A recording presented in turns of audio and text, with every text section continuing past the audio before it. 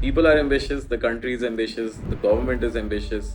We have become a force. And I don't say this just as because I'm Indian, I have my attachments, but I am talking this purely from the facts out there. And we can see it all over the world where there's so much recession happening and India is continuing to grow.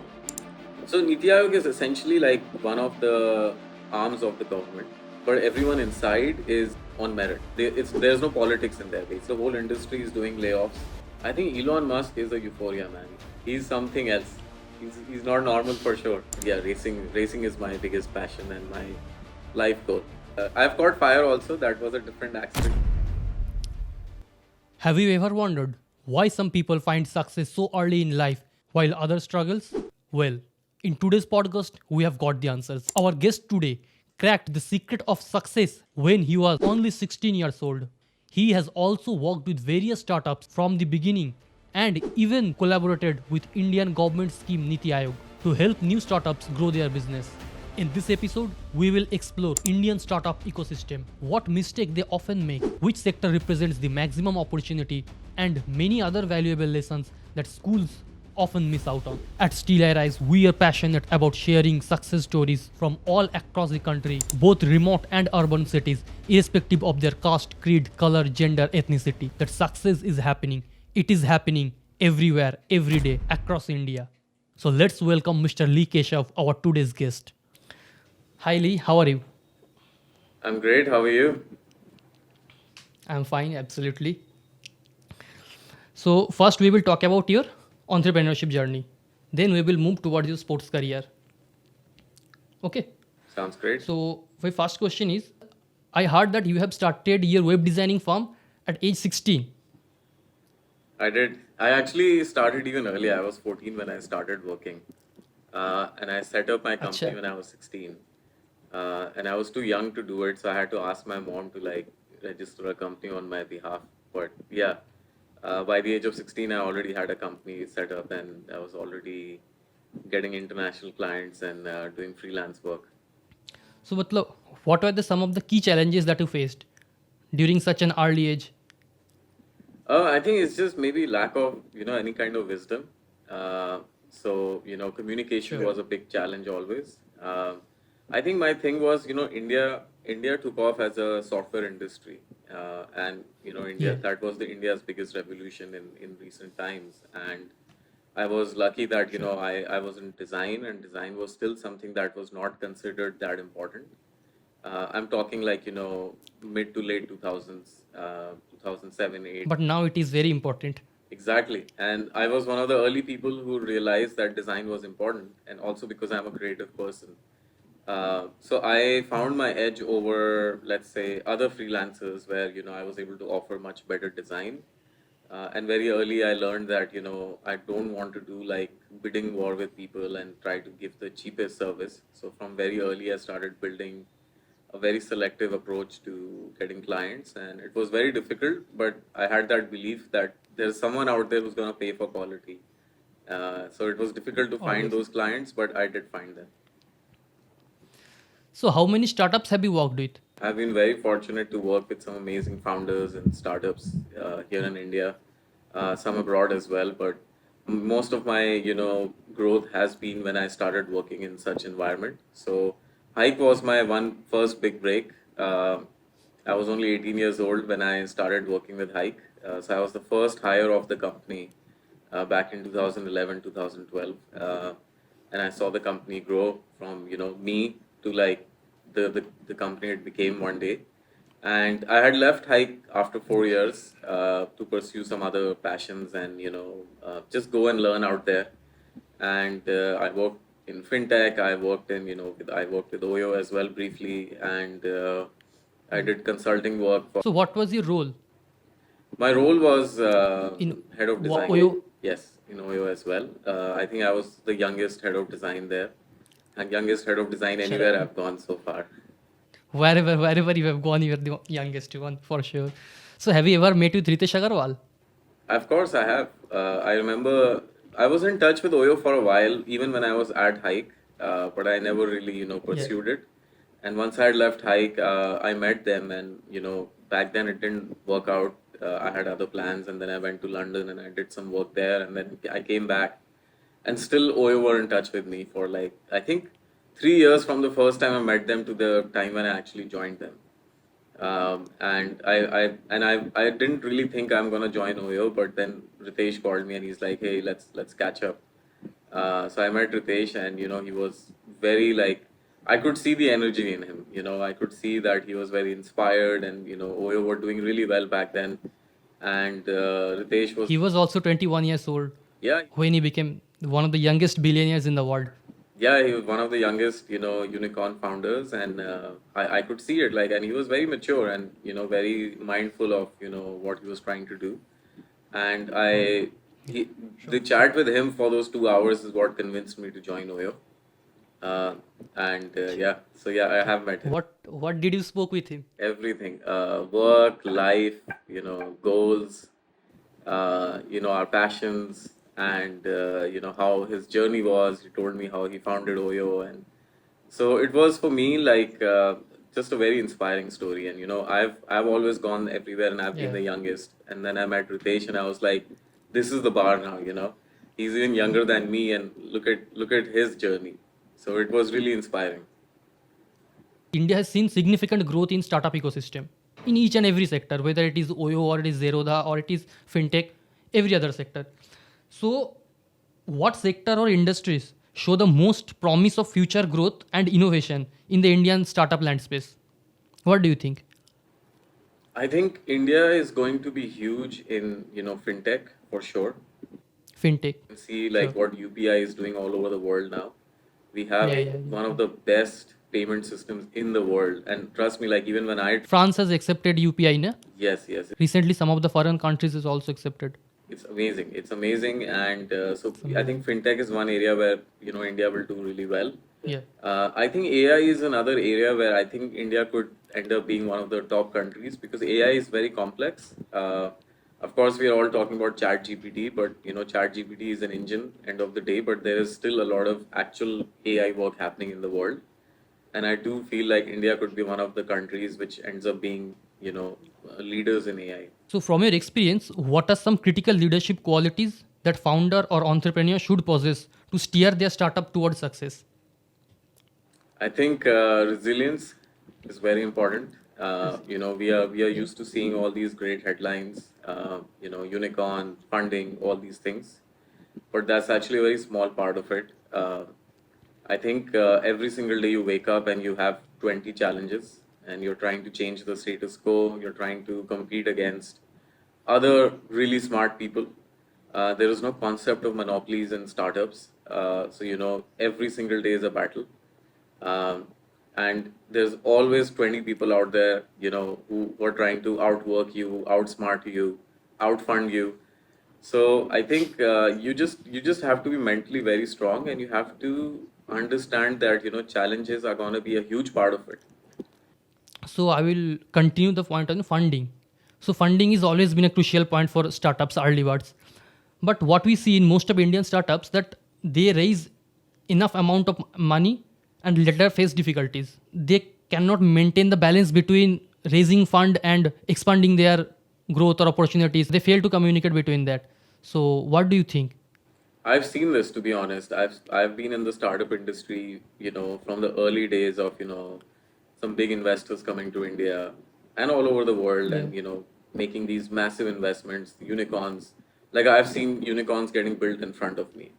Um, so my experiences and my learning is, and having worked at a couple of unicorns myself, um, I think number one, that phase is over of crazy valuations and crazy growth, because I think everyone's realized that not every company is an Uber or a WeWork or an Oyo or something.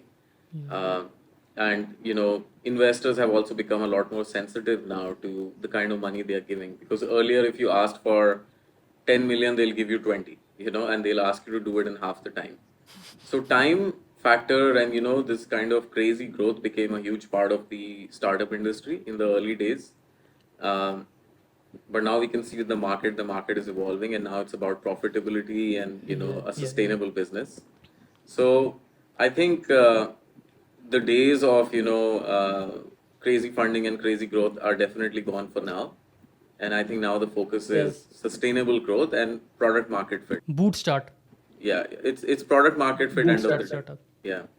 But talking about Oyo, Oyo has faced recently some setbacks. I'm sure you are aware about that. So what do you think? What went wrong? Because Ritesh is a brilliant man. He was growing as fast, one of the fastest growing companies. But what went wrong? So I can comment as an outsider, as an Yeah, yeah, observer. obviously. As an observer, I would say, number one, the pandemic happened, and all the hospitality industries got massively impacted. Not just Oyo, so it's not just isolated to Oyo. I mean, I love to travel. I stay in hotels. I take flights, and everything was over.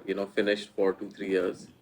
So there is that return, and also I think from what I understand as an industry expert, I think they were just growing too fast, and at one point it becomes Yeah. unsustainable.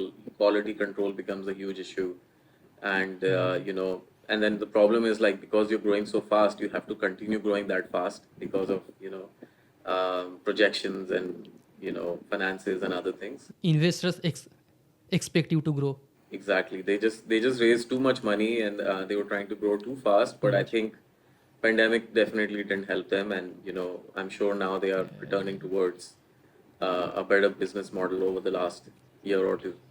So, do you have any memory from your childhood that helped set you on the trajectory of becoming the man you are today? Is there any incident? There are always challenges. I think for me, the journey has always been pretty, alone. I've done everything myself. I'm self-taught in design and I'm self-taught in racing. So Yeah. I think I have seen a lot of challenges in terms of, just being lost, and having all these desires but not being able to achieve them. And that's always made me stronger. I think financially also we all face challenges. I was not born into some crazy money or anything, and I've learned from a very young age to make my own money. And money can also be a big challenge in life. And I have also had phases where I was racing, I was doing travelings and everything, but I had no money. You know, so uh, I learned how to build a better relationship with money and become financially more strong and stable.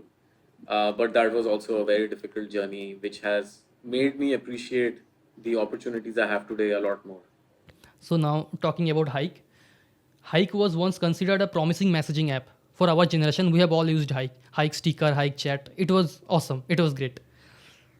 But eventually, Hike had to pivot and change their direction while facing competitions with, yeah, Facebook, WhatsApp. So what do you think? What went wrong in that case also? Because Hike, I think Hike stopped working on 2021 Jan, mid of Jan February.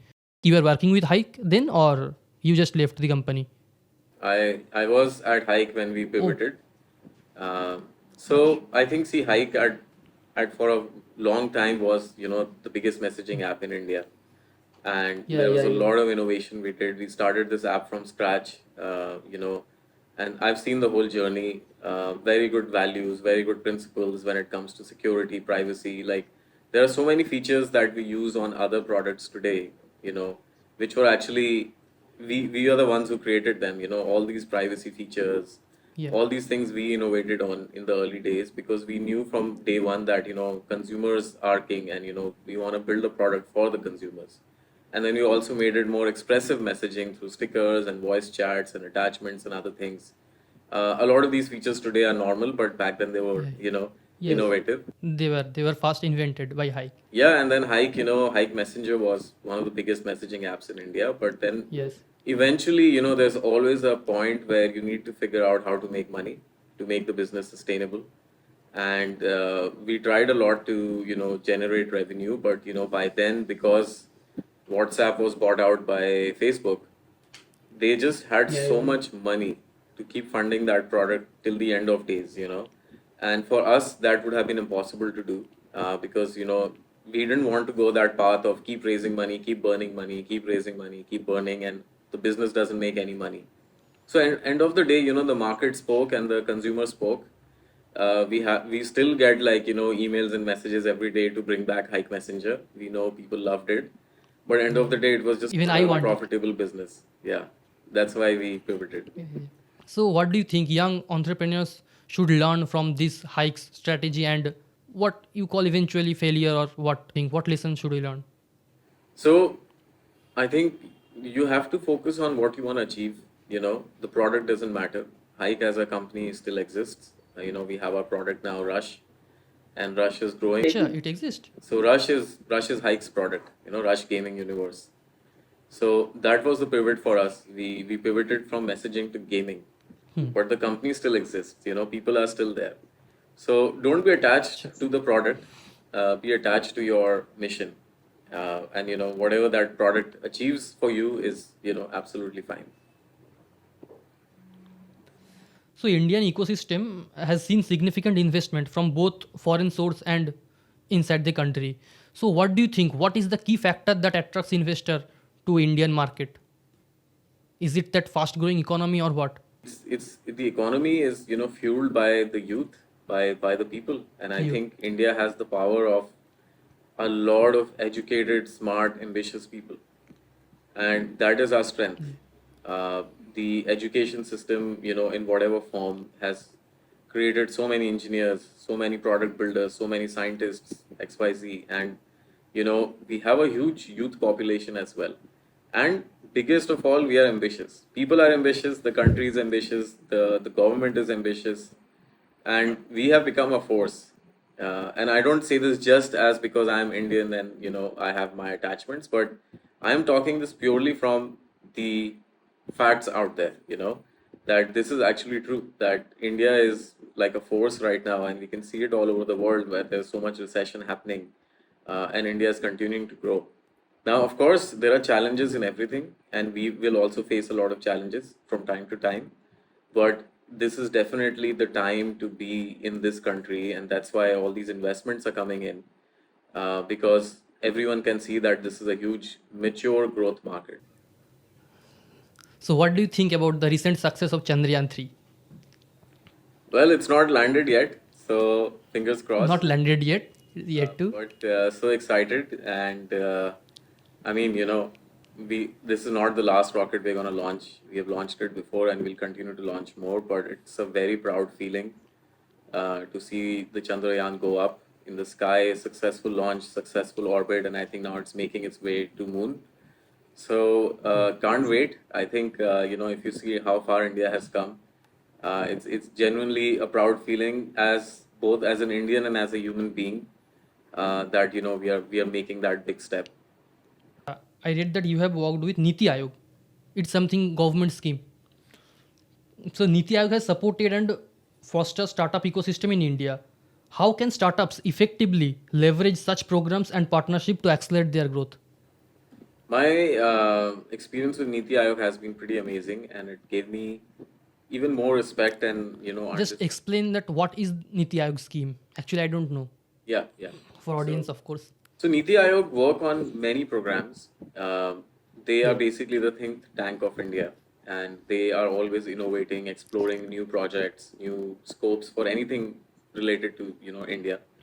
And they were working on this program for entrepreneurs in startup industry, and first time founders, first time entrepreneurs, and Niti Aayog wanted to support that system. And very specifically, the project that I gave some advice on was the women entrepreneurship platform. And the goal was, how can we create resources for first time women founders or even existing founders to get access to funding, to mentorship, to exposure to different markets, and regulations and all those things. So that's how the project began. And a friend of mine reached out to me, and he's like, Niti Aayog are working on this project, and they're looking for people who would like to contribute. And I was just like, yes, I'm in, before I even knew what the project was. Because I've always been wanting to give back and try to do something in the industry, and this was my chance to do it. At what age? I'm 30 now, so I was about 25. 30. It's 25, 25. Yeah, Fair. and so I got great exposure. So- It was just, I mean, I was technically just an external advisor, but they made me feel like home and family, and We worked on this project together, which has now, started growing a lot. I remember Mr. Amitabh Kant was heading Niti Aayog back then, and I got to interact with him at a few instances, and Miss Anna Achha. Roy, who was heading this project, and just such smart and inspired people. Um I mean, I couldn't even believe that this was a government division. Like this was a government. Niti Aayog is government's division because Is a everyone there is like. government funded or public sector, private sector, what? So Niti Aayog is essentially like one of the arms of the government, and Achha. but everyone inside is on merit. They are they are basically there like IOS officers and experts, industry experts. There's no politics in there basically. It's run like a business. So There should not be. exactly. And their goal is unbiased, approach to everything. And I genuinely saw it, the passion to grow this country and, grow in every sector, not just one. I was focused on just one, but I could see like the energy there. Very unbiased and very focused.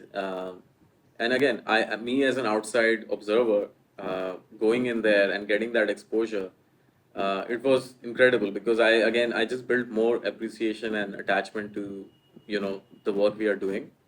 And yeah, I mean there were still challenging days sometimes with deadlines and change of scope here and there, but we had a lot of fun. The team was a lot of fun, and it was a successful launch, and now it's already been out there for a few years, and I hope it will continue to grow.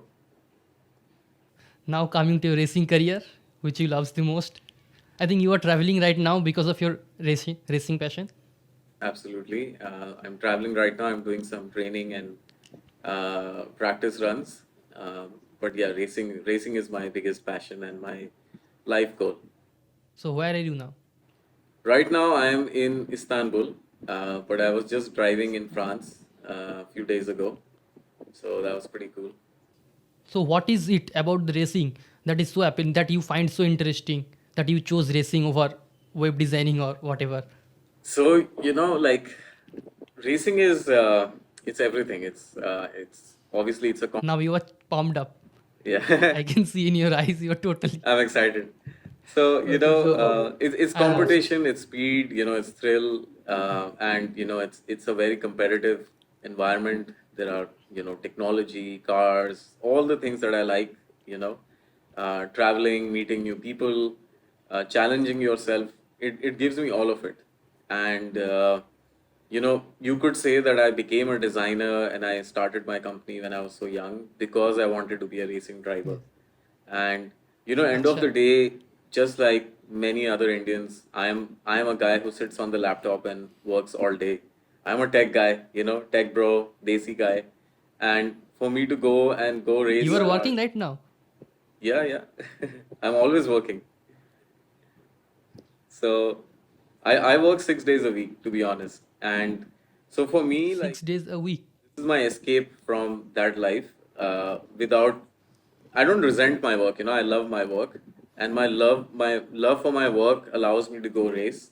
So that's one of the reasons why I want to share my journey and my life, because I feel like there's a lot of me out there and a lot of us out there, who have passions, Yeah. but they're stuck in the office. And the kind of work I do in both the startup industry and racing is really difficult. It's not easy. You have to challenge yourself Yeah. every single day. But Sure. if you really truly love something and you are ready to make some sacrifices and take some steps, then you can achieve any passion and any goal you want to. So that's how I go. Thanks. So you are managing designing and racing all at a time. How do you manage your time? It should be really difficult for you to manage both Good question. and traveling.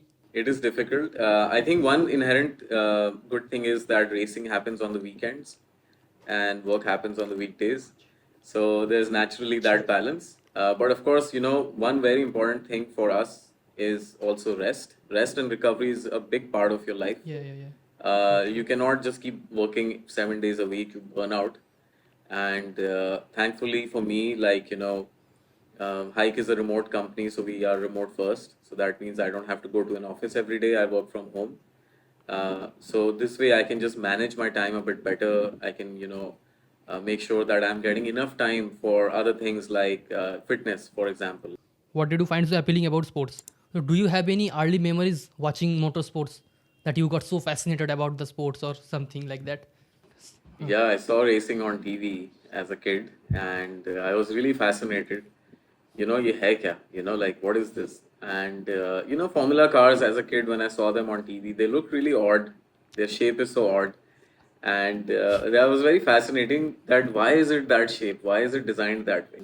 I started understanding that there was this whole world of car racing.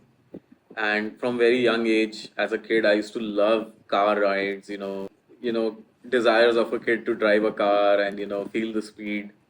And that's how I discovered it. But I never thought I will actually end up doing it because it's so crazy to, imagine like, acha, ye TV mein dekha, I want to do it. And then you actually end up doing it. So for a few years, I just forgot It's about. like dream come true. Yeah, it just you watch it on TV, you look at it, you're like, oh man, I wish I could do it, but you don't really do anything about it. And I'm very glad that one day I just woke up and I was like, what if I could become a racing driver? It was literally that curiosity, nothing else. And that's how I At started. what age? I think I must have been like 13 years old or something. And I mean, I didn't even 13 years realize. old. Yeah, I was too old actually, because these kids they start driving go-karts at like 6, 7, 8. I think anything after 10 is basically 8, like late. And 6, 7, 8. yeah, they start doing go-karting at a They very, start driving racing cars at 6, 7, 8. yeah, go-karts at a very young age. And I think after 13 they can even drive on the racetrack. So when I read about the fact that you don't have to be 18 years old to race, I was like, this is my chance to drive cars. I literally went on Google and typed how to become a racing driver, when I was 13 years old. Acha. So it's been a while, and from that I found some information, and then I realized, oh my God, I have to do all these things: fitness, training. I don't even know if I have the talent at this point. So I went to the go-kart track nearby. I did some driving there, and I was really fast. So it gave me some confidence. Then I went for some training programs. Of course, you have to battle with your parents to get the permission. The story of every kid. Especially in India. Yeah, I'll clean my room, I'll do all these things so that I can get this chance. And I'm glad I did. So I think I did have the instinctive talent towards it. But that's not enough. Your talent is not enough. You need to also practice. Uh, so Oh. hard work you have to do in everything. Even if you're naturally gifted in some skill, you still have to practice and make that skill your profession and your expertise. So yeah, that's how I started. So do you follow a strict diet or something? Everything. And for racing, you need to be very fit. So yeah, I mean, fitness is a huge part of it because race car is very physical to drive because of all the G forces that you're going through. When I say it's physical, you'll think, "Arey, but you are just sitting and driving." But don't forget that there are also a lot of external forces being applied, the G force, the gravitational force. So when you're going really fast and you're turning and you're Yeah. braking and you're accelerating, your body is constantly moving. And that is what basically is really difficult to do. And there is no power brakes or power steering, it's all physical. So fitness is very, very important. It's manual. Or everything is like, steering doesn't have any power assist, brakes don't have any power assist. And I'll give you an example. When you brake in a racing car, like I was driving a Formula 2 car last week, and to just press the brake pedal, I'm just talking about pressing the brake pedal with your foot, requires over 100 kgs of pressure. You're actually, when you initially brake, 100 kgs of pressure. over 100, like 120, 130 kgs just to move that pedal. So, and you're doing that again and again and But again. this is experimented data. Yeah, we record everything. In the race car, it records everything. So just the brake pedal, to press it, your foot has to apply over 100 kgs just to move the pedal. So it's very physical. Wow. So you have to train a lot just so that you can drive it. And then the faster you go, the more difficult it becomes because now you're going even faster. So the G forces increase. And a race car can only be driven fast. It's not designed to drive slow. So either you drive really fast or you don't drive. So what is the maximum speed you have driven a car? I've gone above 300. Above 300. So I've driven over 300 many times, and but the most fascinating thing is not the top speed on a straight, but I have taken a turn at over 250 in the race car. But there is a possibility car gets flipped. Yes, there is a possibility of a car getting flipped. So see, जो race car होती है, the formula car, it has a lot of wings on it. You know, that's the wings you see. So the wings basically push the car down. It's like an opposite of an aeroplane. Aeroplane के wings are lifting it, race car के wings are pushing it down. So the race car that I was driving, let's say last week, the Formula 2 car, the weight of that car is only 600 kgs. But when it's going at over 200, 250, it probably weighs 2, 3 times more. So it's literally getting crushed. Yeah, yeah, that is physics. Yeah, so when I turn, it actually turns because there's so much force on it, on from top. So it won't flip, but you have to be very, very precise. If you're not precise, you can lose the speed and you can crash. So it's very challenging. Have you met with any accident? I have had a few accidents. Yeah, many crashes. That's part of it. I had one big crash, which was You got injured? in India also, abroad also, uh, in the race car, not on the road, thankfully. No, no, I'm asking about racing Yes. car. So on the racetrack, you know, it's a sport where there are other drivers. Sometimes people can make mistakes. Sometimes I can make mistakes, and because you're at such like high level of intensity, halka sa bhi if you make one wrong decision and you will crash. So it's always on the edge racing. So I had one accident once, which I was taking this very fast corner and I lost control and I crashed.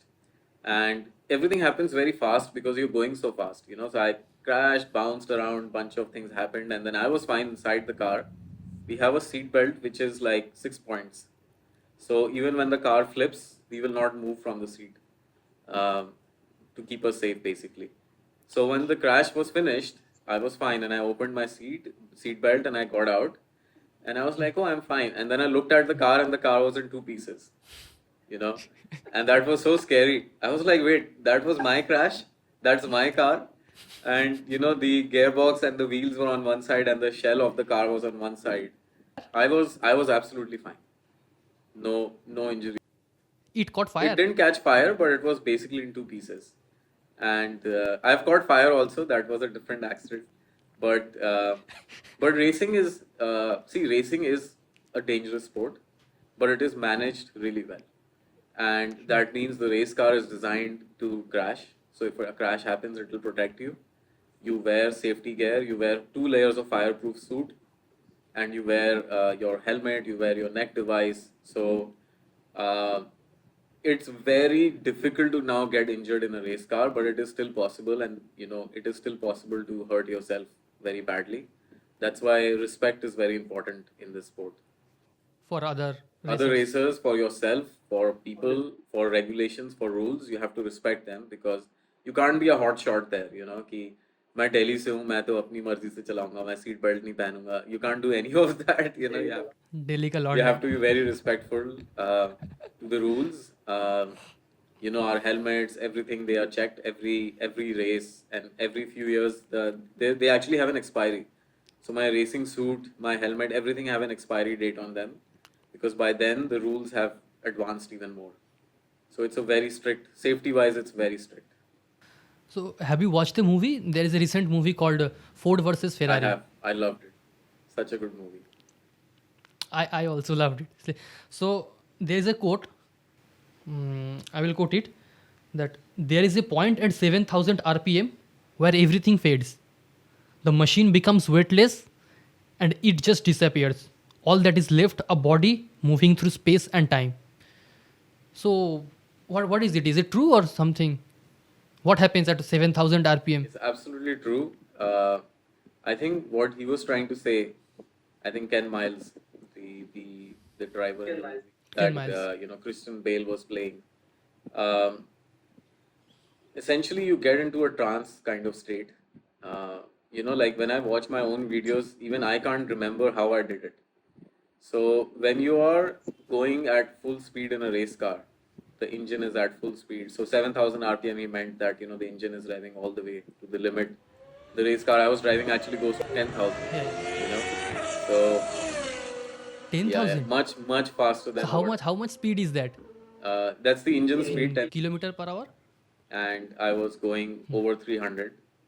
And in that moment, you are so connected to that car and to that moment that you stop thinking about everything else. In our daily lives, our mind is always thinking of 20 things. Yeah, yeah. You're watching a movie and you'll be thinking of what I'm gonna have for dinner. So our mind Yeah. is always busy thinking of 20 things. Even right now, I'm talking to you, but I'm probably thinking of something else. Uh, so that is one of the very few moments, you're completely sober, you're completely awake and awoken, and you're in that moment. So when you're driving the race car at that full speed, you stop thinking about everything else. You become so connected. Your mind, your body, and your soul, and that environment, they all feel connected. And that's a trance state. So that's what he's trying to explain, and it is 100% true. That is the reason why we do it. You love it? Oh, it's an amazing feeling. It's an amazing feeling when everything connects. Because race car is it's dangerous. It's very difficult to drive, and there's competition as well. There's so much pressure on you. If that moment didn't exist, no one will race cars. You know, that's what gets us back into the car. So with the rise of electric vehicles like Tesla or so do you think the electric vehicle will take over petrols in racing field also? It's a really good question. I think the electric car industry will continue to grow. We have seen what Tesla have done, Yeah. and now every other manufacturer is launching an electric car. Everything, including Tata. Um, Yeah. and I mean, I love Tata Mahindra, almost I everyone. love the Indian cars which are also coming out in electric now. So electric is good for urban, pollution control, and it is something that I actually genuinely support and like. I love electric cars. They're so nice to drive. They're quiet. They don't make noise. They don't make any pollution. So I don't think electric cars are completely pollution free, because to make them you're still creating a lot of carbon in the air. But that is industrial Yeah. pollution. At least in your city environments, your you know downtowns and city centers, wahan pe you can end the pollution. So I think electric cars will continue to No. grow in that sense. And racing also, there is now Formula E, which is an electric racing series, and it's growing a lot. Uh, Formula One is hybrid now. Formula One is petrol and electric. But I don't feel racing as a whole will end up being completely electric, because when everything else will be electric, people will come to watch a race where they'll hear the engines. So I think what Formula One are now trying to do is do 100% sustainable fuels. So inherently, if the petrol you're putting in the car is completely, derived from plants and recycled materials, then you have reduced the carbon footprint of the race car, and then people can come and enjoy racing without worrying about the environment. So when you talk about petrol car, what is the highest speed limit, record limit that anyone has achieved? The highest speed limit. Highest speed limit, I think, must be over 400. I think Hello. there are some cars in the world who have achieved very high speeds. It is not just the engine; it is also the aerodynamics and the roads. But I think now the world is going towards more like safety and autonomous driving. I think speed is not important anymore these days. No, talking about racing field, when we talk about electric cars, generally the first thing that comes on our mind is it must be slow. Whether it is good looking or not, it must be slow. It can't be as fast as electric vehicle, as petrol or diesel vehicle. Is it true that electric vehicle is really Can slower actually than? be as fast. The problem is with the battery life. So they can go really fast, but not for too long. Electric cars can also go as fast as petrol cars. The problem they have is battery runs out of power very quickly when they go very fast. So the battery technology is still very new, and they have to keep developing it, which is why racing is such a good thing for electric cars, because that's where they can innovate, and then whatever they innovate there will come to the road cars for all of us to enjoy. Which are the companies that participate in e-racing, e-sports car, like Tesla or Tata? Oh, many BMW, Porsche, Audi, Mahindra. Mahindra is actually a very prominent team in Mahindra. Formula E. Yeah, so companies from all over the world are now participating in electric racing. Tesla? Tesla's participated? There's a Tesla championship as well, yes. But in Formula E, I don't think Tesla are there because it's not their core product. But yes, there are a lot of manufacturers, including Mahindra, which is such a proud thing to see, an Indian manufacturer racing at the highest level of electric racing. So now talking about Elon Musk, when Tesla has come. So Elon Musk has bought Twitter now. I'm sure you must be aware about that fact. So now it is clear that the planning to make it significant changes to the company. These changes could have major impact on the way that Twitter operates and the way that people use it. What are the long-term impacts of Musk ownership of Twitter will be? Really good question. I can share my view on it as a Twitter user. I've been on Twitter for like Yeah. a long time, and I think Elon Musk is a euphoria man. He's something else. He's not normal for sure. He's something else. People suspect he's an alien. So there's something about him that is very fascinating, and I love him. he's a very inspiring figure for all of us. And of course, not everything he'll say and do will be correct for everyone because it's a huge world, and Obviously, obviously. he's got such a huge following. He can't please everyone, but generally, I just look at him as a human being, and I look at him that he's running all these big companies. He founded Tesla, or at least he built Tesla from a very small company. Then he has SpaceX, and he has two, three other ventures. Um, and Neuralink. how he managed to run them is so fascinating to me. And now he's gone ahead and bought Twitter, and he's also running Twitter, and he's sitting on Twitter, and he's tweeting, and he's replying to people. And what I would love to know about him is how does he manage his time? You know, because you were asking me earlier, like, how do I manage my design and my racing? And now I'm like, how does Elon Musk manage SpaceX, Tesla, and Twitter now? So, and that's inspiring for me. And We have a lot of videos on our channel yeah, and he's how Elon Musk manages his time. it's crazy, yeah, and it's very inspiring. And yeah, he's making some big changes with Twitter. I think now he's gonna call it X, which is the news these Yes, days. X. I think also, to be honest, sometimes I think he's just having fun. He's just having fun doing some marketing. He's a great marketer. He's a great storyteller, and he can get people to buy anything. So I don't know what will be the future of Twitter. I think he's done some really progressive changes when it comes to content moderation and censorship and other things. He's trying to comply with. Free speech. So he's trying to make Twitter a more open platform, but also a more let's say friendly platform for countries and regulations and stuff versus being biased politically or anything. And about X.com and what he's planning to do there, I think even I'm very curious what's going to happen. I think we'll know very soon. But yeah, I think it should be interesting. So do you think that Threads will beat Twitter or any other platform? Well, if you see Threads, it became really big, but now the activity is dropping. I think Declining. maybe over time it'll pick up, not overnight. It's their first attempt, and I would say it's pretty good. And there is always need for competition, is what I feel. Twitter can't be the only platform out there with full monopoly. You do need Yeah, now sure. it's a duopoly because then you have Twitter and Meta. But I think there is always room for better and newer products in this industry, and the desire to constantly innovate, because there will be a day when Twitter will become too old, and there will be someone else. If it's not Meta, it will be someone else who will build a better Twitter. So Threads, I think we need to give them more time.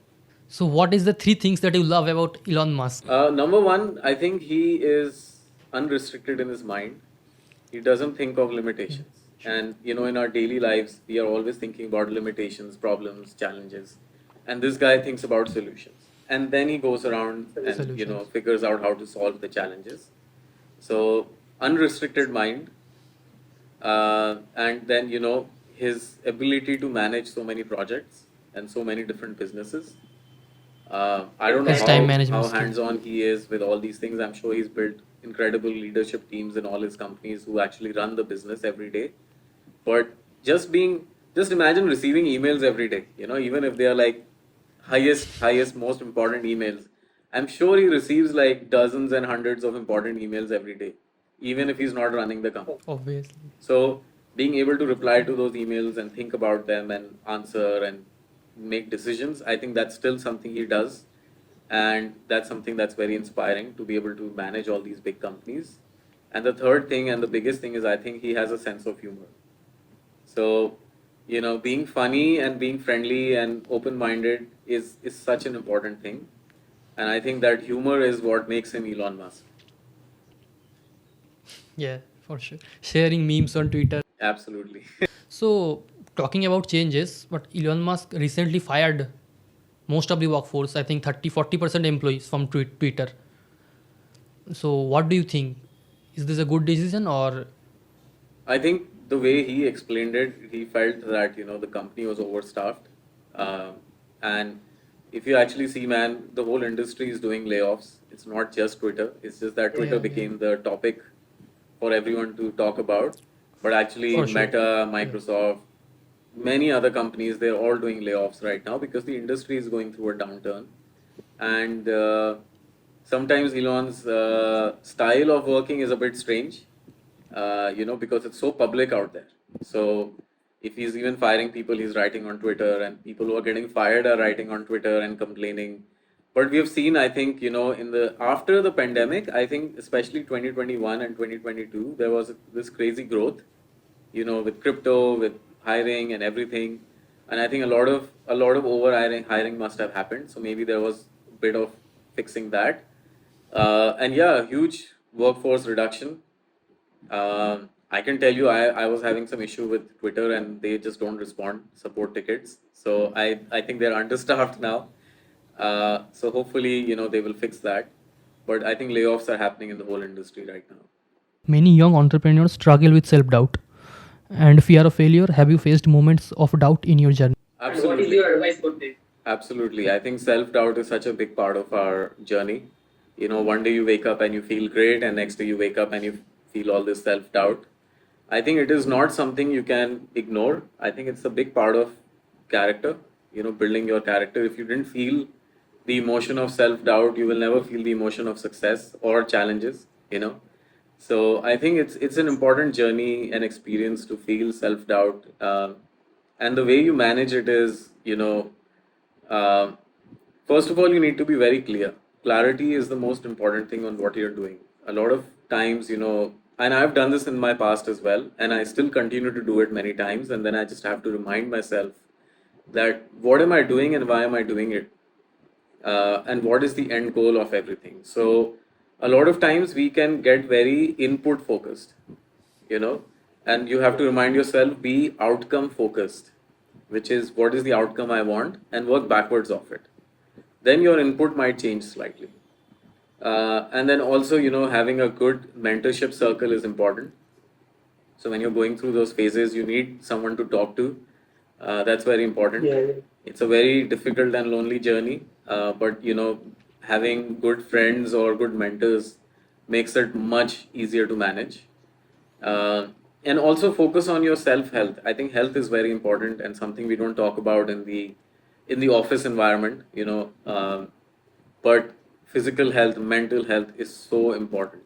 And if you can even work out for half an hour a day, even if you're not trying to be an athlete or anything, but taking care of your body, getting good sleep, and doing even 5 minutes of breathing and meditation is very powerful because it For sure. it maybe you are working 8 hours a day, 10 hours a day, but you're only productive for half the time, maybe even less.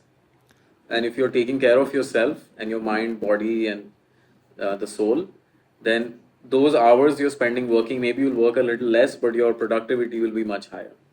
What is your goal in 2023? My goal in 2023 is to get back into racing. I've been away from racing for a few years now, you know, because of the pandemic and, you know, some life decisions. and I have just gone back to training. And I recently drove a Formula 2 car, which is the fastest car I've ever driven, the highest level. I think there are only very few Indians who have ever driven that car.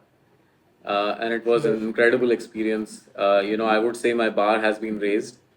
And so this year is all about training and testing and, getting ready for racing full time next year. So that's my biggest goal, to get back into the race car. So you are planning to move to Formula One also? I still aspire to reach Formula One. I don't know in what form. Getting into Formula One is extremely difficult, but they always say, shoot for the stars. So if I don't aspire to be in Formula One, then where will I go?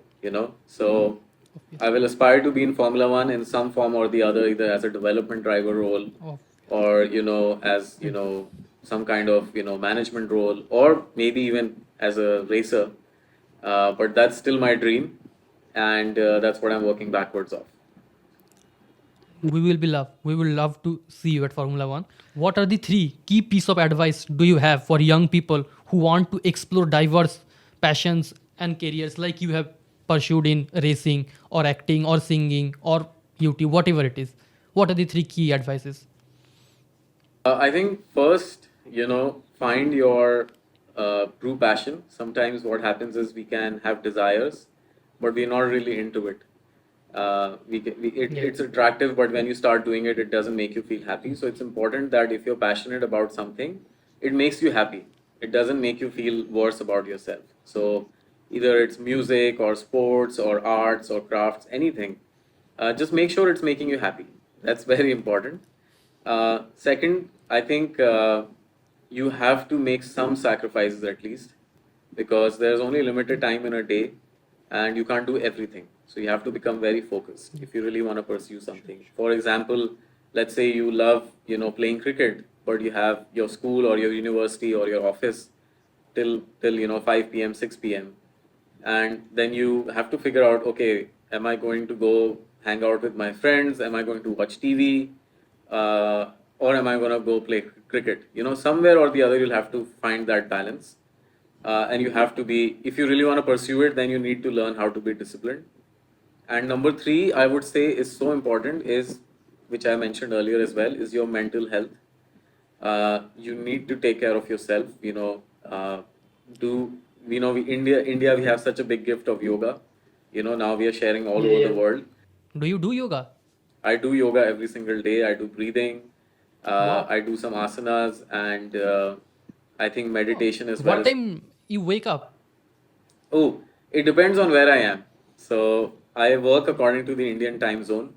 So when I am, let's say, in Europe, I have to wake up very early, so that I can match the Indian time zone because I'm behind. But I like the sun. I like the sunlight and I like the energy the sun gives you every day. So generally, I'm a night thinker. I like staying up till late. But recently, I've been trying to change my lifestyle and try to wake up more early. But yeah, I still sleep late. I usually sleep after 12, 1 a.m., 2 a.m. But yeah, so my third advice is just take care of your health and get into fitness. I think fitness is one thing that in India we can increase a lot. So any kind of fitness, even if it's a half an hour workout in a day, you must do it, and that makes the rest of your day much better. Sure. So who is Lee Keshav? Our final question: who is Lee Keshav? In one line, just explain yourself. Interesting question. Lee Keshav is an aspired uh, driver, driver of life, of this soul and journey. I'm just an aspired person. Great. Thanks. So, do you have any suggestion for our podcast? How should we improve or anything? It's great, man. I think you sharing these stories with everyone. It's very powerful, and I just hope you can continue to do this and meet more people who have a journey which people can inspire from. And I think one thing is very clear: no one has some luxury journey. We all have to work hard in our own way. Obviously. And I think Joe, hard working and the challenges are part of it. But I think it's always important to be clear on what you're trying to achieve in your life, and each person has a different journey, you know. So don't compete with peers and people, compete with your own journey. Sure. Thanks. It was nice talking to you, Mr. Lee Keshav. Hope we will have you again on our podcast. Likewise, Krish, thanks for having me. It was a great conversation, and I'm so happy to share this journey with you. And I look forward to talking to you again once I hopefully make it to Formula One day. Obviously, we would love to see. Awesome. And you will make it to Formula One, I'm sure. Awesome. Thanks. So thank you so much for joining us in this today's electrifying journey of Mr. Lee Keshav. And I hope you have found inspiration and valuable information from our incredible guest. So hit that subscribe button and press that bell icon so that you never misses any of our future podcast. It is absolutely free for you, and this small act of generosity keeps us motivated to bring more such inspiring stories to you every week. And also, if you have been enjoying our content so far and want to give us monetary support, you should consider joining our channel membership. Until next time, keep hustling, keep dreaming, and keep making it happen. Thank you.